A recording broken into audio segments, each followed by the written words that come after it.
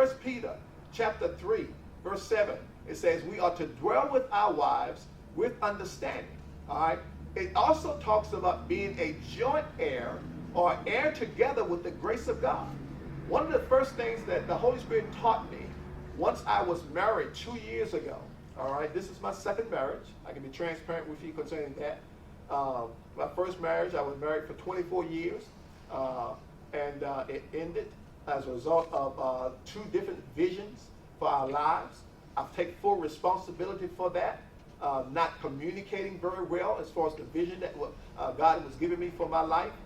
So I was a poor communicator, and that contributed largely to the demise of our relationship.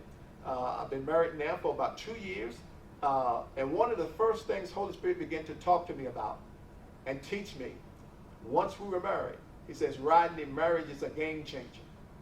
And you do not, and you cannot any longer approach prayer in the same manner as you approach prayer when you are a single person. He says you have a wife now, and the wife needs to be involved. All right, she needs to be aware of what you're believing God for.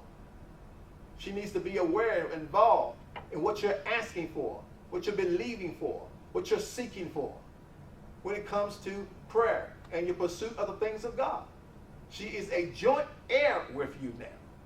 It would be better for you to remain single if you're not going to include her in what you're striving to accomplish in your life, because the whole concept of marriage then works against you. I was like, wow. I was like, wow. So again, you cannot deny the wife the opportunity to be processed with you.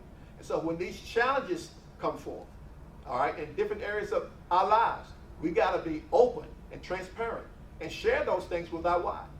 Whatever we're believing God for, we got to share that with our wives. What we're expecting God to do, what we're asking God to do, we got to share those things with our wives. All right?